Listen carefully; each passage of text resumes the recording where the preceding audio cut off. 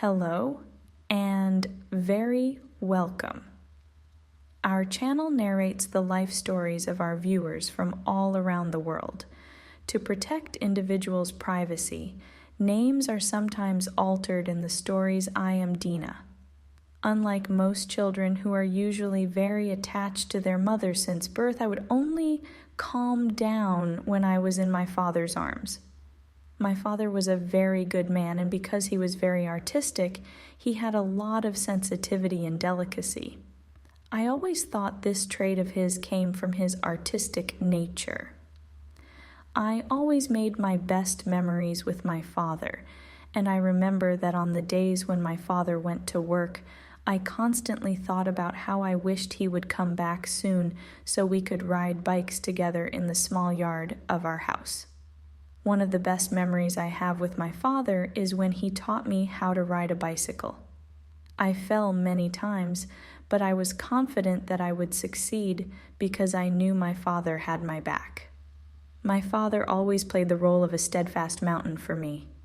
My mother was a strong woman, and next to my father, she was very powerful. Many times I thought that the strength my father had, he actually received from my mother. Unlike many children who are affected by the negative dynamics between their parents, my parents loved each other deeply, and even among our relatives, their love was obvious.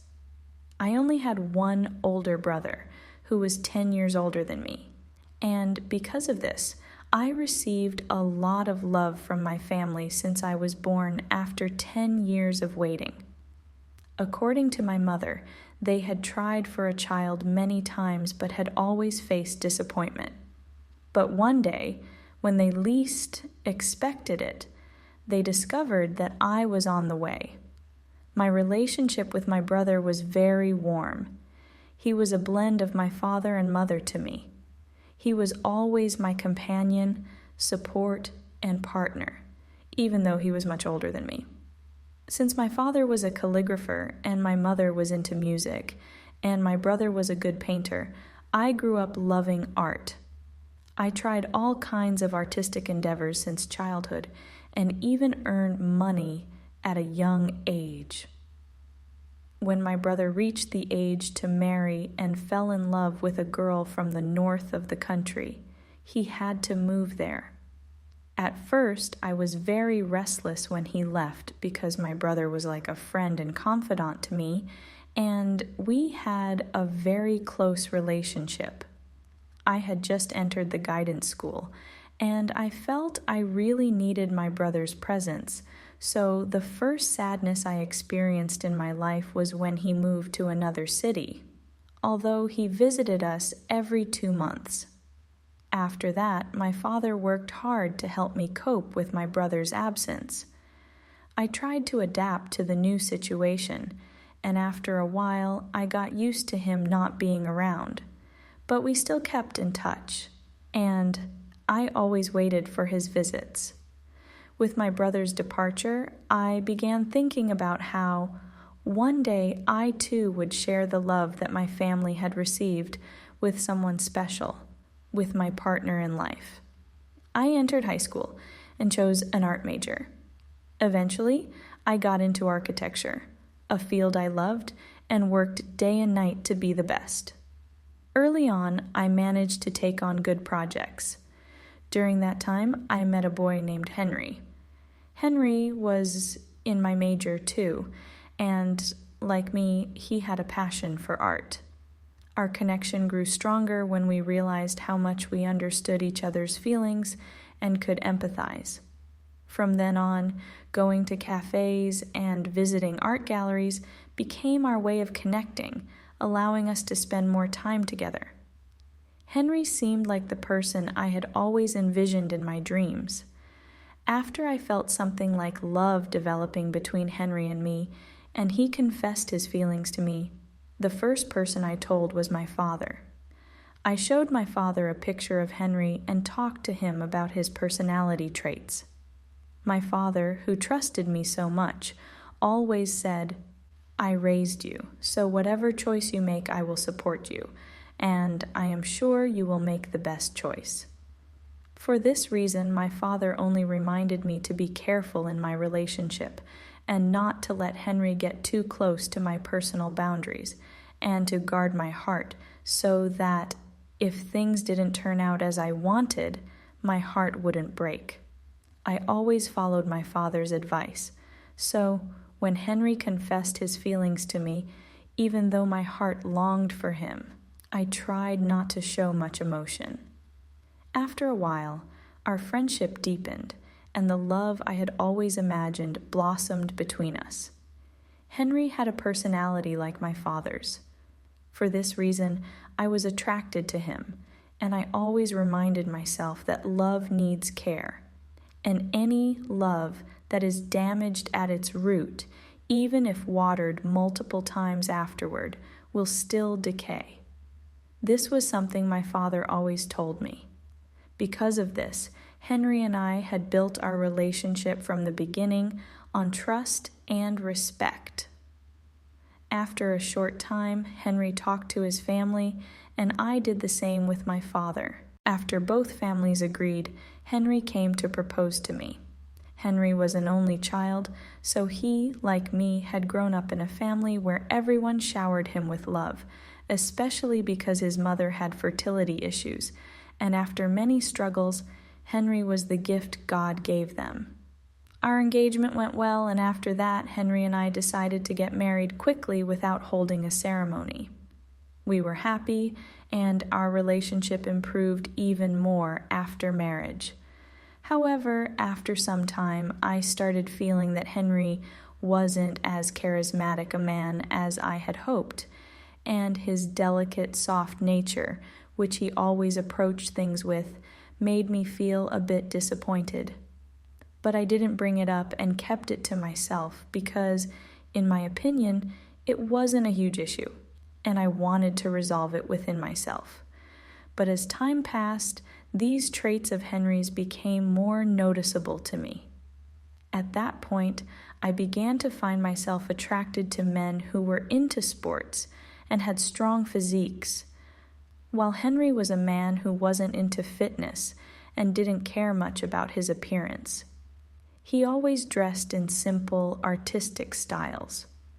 Since we had just married, I didn't want to impose any rules on him or try to change him, but I started feeling that this emptiness inside me was because I wanted someone who had a bit of charm and could sometimes challenge me with his words. Before this, Henry had never argued with me, and he never disagreed with me on anything, which made me feel that our relationship might have an issue.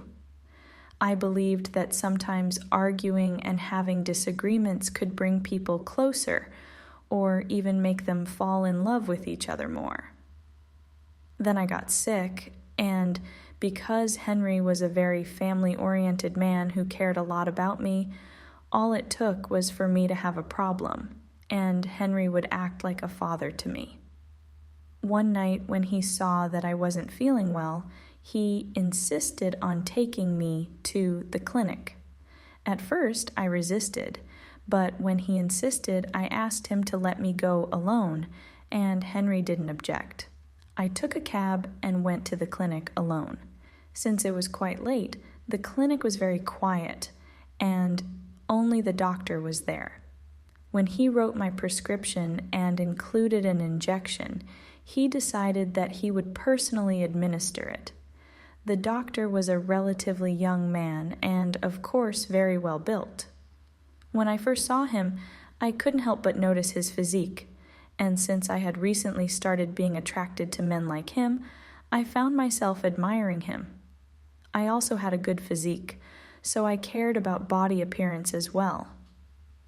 At first, when I realized that the doctor was going to give me the injection, I told him I wasn't in a hurry and could come back the next day for the injection. But the doctor insisted, saying that my condition might worsen, so it was better to do it that night. I agreed, and after gathering my medication, I went into the injection room, lay down on the bed, and waited for the doctor to come. When I heard his deep voice, I looked up and saw that he was staring at me. When he noticed my gaze, he came closer with the injection and asked me to relax so I would feel less pain. Since I had always been afraid of injections, I closed my eyes to reduce my fear and waited for the 2 injections. After he gave me the first shot, I waited for the second, but then I felt his hand on my back, and when I opened my eyes, I realized the doctor was getting closer to me. At first, I pulled back a little, but then he told me not to call him Mr. anymore, and his name is Ian, and without paying attention to me, he got closer. Since I had already found him attractive and he had captured my attention, I didn't resist and allowed him to come closer. He transferred such a good feeling to me that I didn't even care that I was married or that I was committed to someone else. That night, since there was no one else in the clinic except for us, things took a turn that I hadn't expected. Lon closed the door, and inside that room, my first connection with Lon formed. Lon seemed to be the exact man I had imagined in my mind and found attractive because he was both very charismatic and had a great physique. After I was done with my visit, he asked for my contact number and said, if possible, we should stay in touch. Since I had never been used to wearing rings, no one ever noticed that I was married unless I mentioned it myself. That night, Lon didn't ask me anything about my marriage, and I didn't bring it up either. I just saved his number in my phone and then headed home. When I got home, Henry asked why I was so late, and I made up an excuse, saying that since it was late, most places were closed, which caused the delay. Henry didn't ask further questions because, overall, he was not the type to interrogate me. He always trusted me and believed what I said. So, that night passed without anything unusual happening, even though whenever I was with Henry and looked at him, I kept thinking of the moments I had with Lon, and a feeling of guilt lingered in my mind. But I told myself that Henry, with his way of thinking, would never notice the mistakes I was making, so my life wouldn't be harmed. The next day when I woke up, Henry had already gone to work, and I wanted to check my phone. I saw a message from Lon, starting with a good morning. Since I felt my heart flutter, I began messaging him back. After my first message, he called me, and then he asked if I had time that day to meet up. This time, he invited me to his house. The event that had to happen between us had already happened, and it was in his office, so I was no longer afraid of going to his place. I decided to act a little distant at first and rejected his request, but after his insistence, I agreed. We set a plan for me to go to his house the next morning. The address he sent was in the upper part of the city. When I arrived at his house, I was amazed by the beauty of the house's exterior. It was a large, old house, but very impressive. The house had a large courtyard where he had prepared breakfast for me. At first, Lon told me about himself, how he was an only child and both his parents had passed away. The only thing left to him was the house. He also told me that he'd been in relationships with many people, but always remained loyal to those he was with. He said that when he started a relationship with someone, he would never turn his back on them. Since I didn't want to lose him, I decided not to tell him the truth about my own situation. So, I confirmed his statement and told him that for me, honesty and truthfulness were the most important qualities in a relationship. Lon spoke about his past, mentioning how many girls were only interested in him for his money and appearance, and that none of them truly had feelings for him. He said he hoped one day to find someone who would want him just for who he was. When I sensed that Lon was talking about his past to make me open up, I changed the topic and told him that there was no need to remind each other of the past. What mattered was the present.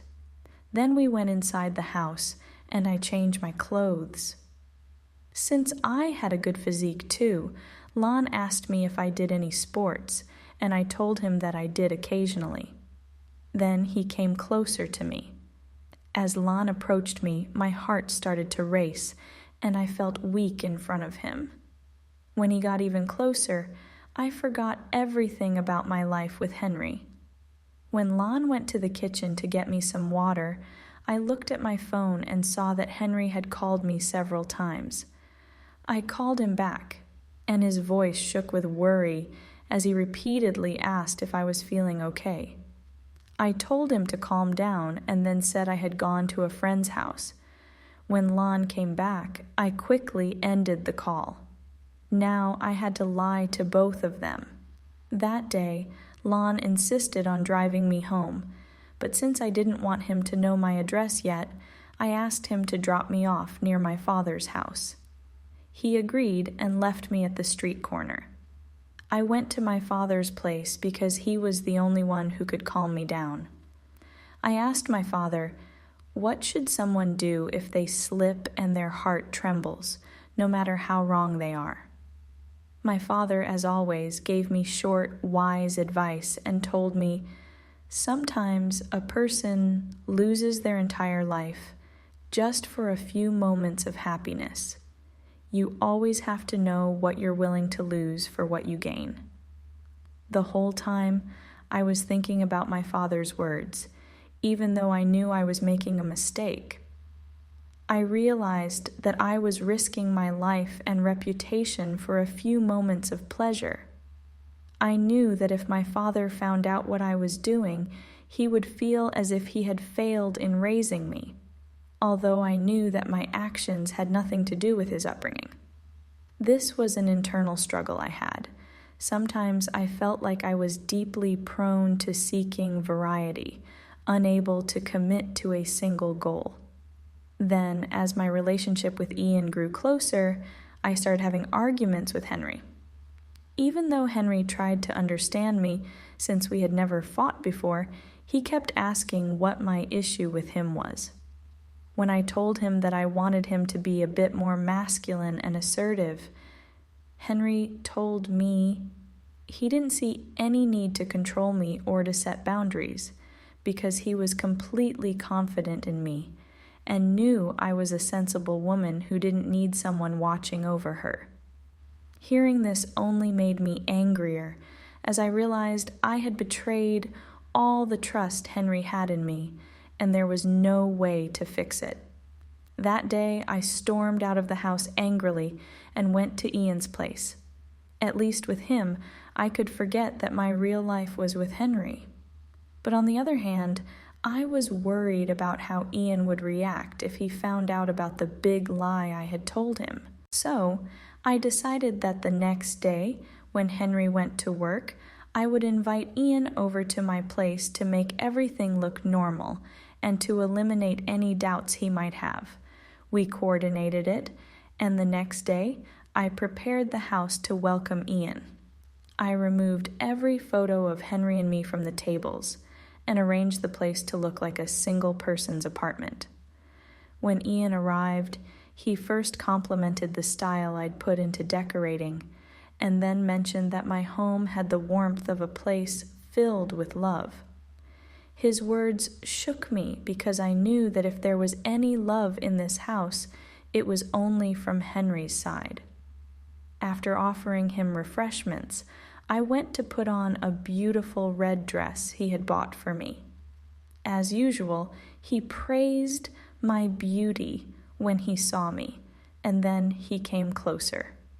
I didn't think about the fact that this room also belonged to Henry, where we had spent so many days and nights in love. Here I was, bringing another man into this space, ignoring everything, and letting myself enjoy the moments. After we were together, Ian was still in my house, and I was walking around in that same red dress. We were chatting, talking about dreams and aspirations we hadn't yet achieved. Suddenly, we both heard the door open and turned to look. I was frozen in place, standing face to face with Henry. In that situation, dressed as I was, there was no lie that could cover up what I'd done. Henry caught me with Ian that day, but the issue I faced was that even Ian, with wide eyes, was staring at me as if waiting for an explanation from me. I had told both of them a big lie, and they were both looking at me, stunned. When Ian saw my silence, he turned to Henry and asked him what his relationship with me was. Henry, lowering his head, replied softly, "She's my wife." Ian's face turned red, and he came toward me angrily, shouting and asking if I was married. He grabbed my arms and kept pressing me with that question. Henry stepped forward and separated Ian from me. In my heart, I thought that even at that moment, Henry was still looking out for me. A small part of me hoped that maybe, after the dust settled, Henry would still forgive me and our life could continue. After pulling Ian away, Henry turned to him and asked if he hadn't known that Dina was married. Ian, in anger, shouted, "No," adding that he would never be so dishonorable as to have a relationship with a married woman. Then he said, "That night when I met her at the clinic, she was alone, without a ring, and I assumed she wasn't married." As Henry listened to Ian reveal the truth, he turned to me and said, "So all your words were lies, and that night you came back late because you'd made a new friend."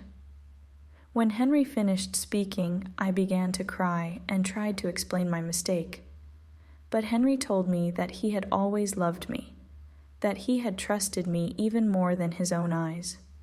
If anyone had ever told him that Dina had made a mistake, he wouldn't have believed it.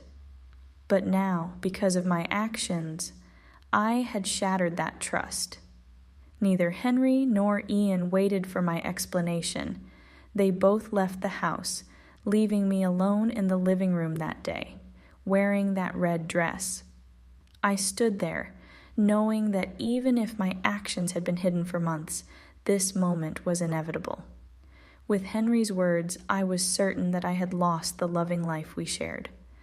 I couldn't stop thinking about how I would face my father and try to explain what I had done. That same day, I went to see my father. I had cried so much that he could tell just by looking at me that something was wrong. I had always shared everything openly with him, without fear, but this time I couldn't look him in the eyes. Nevertheless, I began my story, telling him that I had become just like those people who slip and lose everything for a few moments of pleasure. My father, who seemed to already understand everything, looked at me for a moment and then simply said that sometimes people aren't upset by the mistake itself, but by the fact that it came from someone they didn't expect it from. At that moment, I wondered if Henry had already spoken to my father. But my father explained that he had noticed the changes in my behavior, my restlessness, and even Henry's moments of hesitation. He had known I was falling into something that didn't match my true heart. Even so, he had remained silent, believing that every person needs to experience their own life lessons. My father's words brought more tears to my eyes, and I realized the magnitude of my mistake. I had even let down my father. That night, when I returned home, I found Henry packing his clothes. When I cried and expressed my regret, asking him to give me another chance, he told me that sometimes the best thing to do is to leave so that the dignity of the good memories can remain intact. And so, Henry and I separated. After that, no matter how many times I tried to reach out to Ian, he wouldn't agree to be with me. He told me that someone who could lie so easily didn't deserve a pure love. With a mistake I thought would be fleeting or, at the very least, would go unnoticed, I lost everything. My life, my dreams. Thanks to Henry, the house remained mine, but ultimately I, who had once been blessed with the kind of love my parents shared, had destroyed it myself. My father taught me the greatest lesson of my life, that even though he knew I was going astray, he believed that every person must live through their own lessons and fate. Trying to prevent someone from their own path doesn't help them. It only stops them from growing. Through what happened in my life, I learned that we all experience love, but more important than love itself is learning to protect it, something I failed to do. Now, after all these years, that love remains only as a regret for me.